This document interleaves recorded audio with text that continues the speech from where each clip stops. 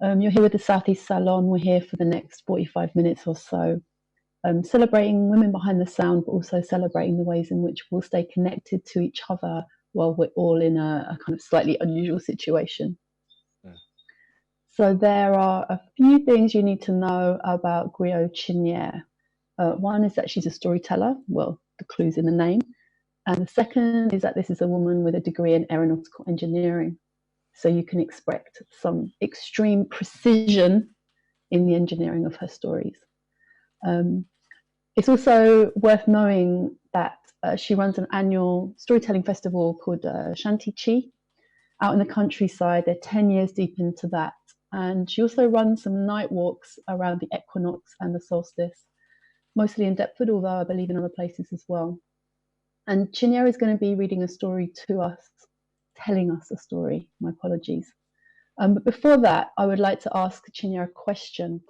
So Chinyere, what should we know about? Hey, I have to say, I love your backdrop there. This is looking good. Thank you. Good. Before I ask you my question, tell us what have you kind of constructed for yourself behind you? Where are you? Well, this is my, what's that thing? Not chandelier, my lantern. It goes on the top of my ceiling. Mm-hmm. So whenever I do calls, Zoom calls or face-to-face calls, I just drop it down. So I've got the sun behind me. That's so nice. Yeah, but usually, and then afterwards, I just hook it back up on the ceiling.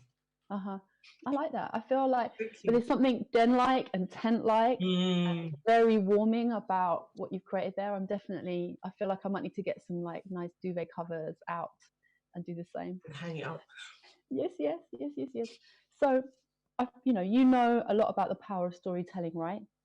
So what can you tell us about the way in which stories can help us navigate what is a very tricky time, and also a tricky time that will be affecting all of us differently? Some people are going to be more affected by this than others, even though we're all in it together. Where do stories fit into all of that? Okay.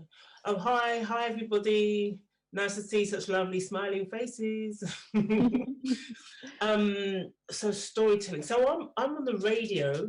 I was on the radio today, and it was to tell stories. And somebody phoned in and said, it's a grown, and he said that listening to the story that I told today really helped him to calm his nerves and to focus on what he needs to do to stay well and to move forward. Because a lot of the old stories, I'm telling lots of old stories, and you think, oh, they're irrelevant at the moment, but they're very relevant because it's like our ancestors knew that these times would come.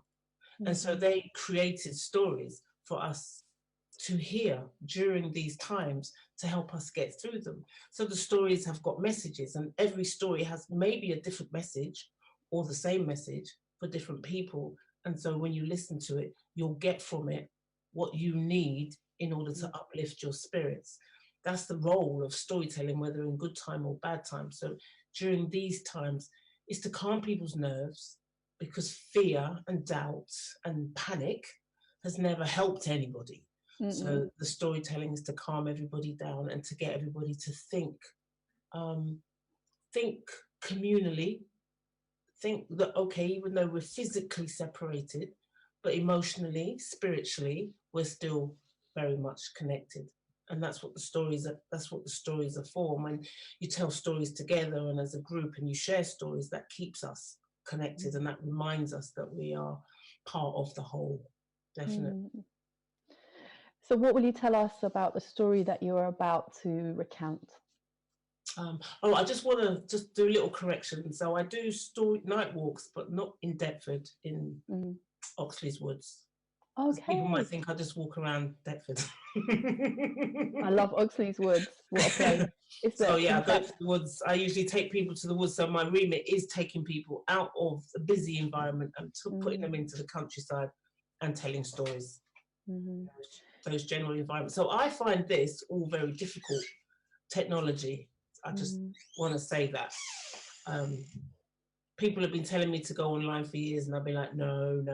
So I've been. But hey, and there's a Chicago musician called Angel Bat-Dawid who said something like, back in the olden days, a quill was technology. Mm-hmm. So, Now we got Zoom. exactly, from the quill to Zoom. And so let me pass it over to you now, and please tell us your Tell a story. story. Okay, so the story I'm going to tell, well, it speaks to the song that was talked about in terms of the apocalypse. It speaks to your answer to the apocalypse and what it reveals. It speaks to community, and it's an old story from South Africa. It's called Ubuntu, and Ubuntu means I am because we are therefore I am. And in Igbo culture, IGBO, we have a word called Ndu, which means I feel you, I get you, I got you. That's the framework of the story. Okay, are we sitting comfortably?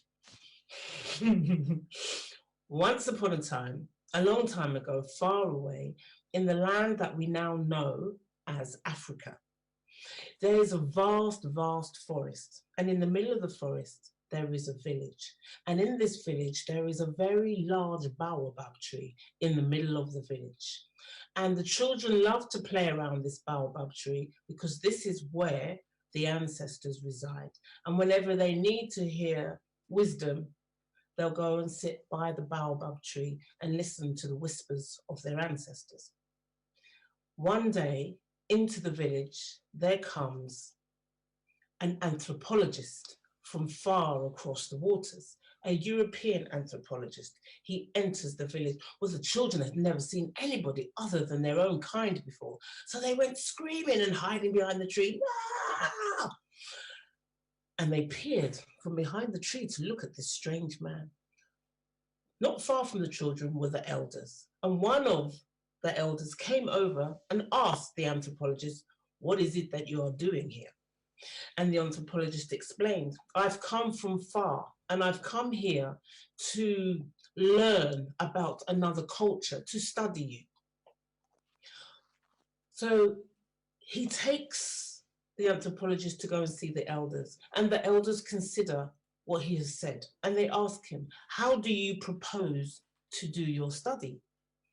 And the anthropologist says, "Well, I would like the children to play one game, and in them playing this game, I will observe."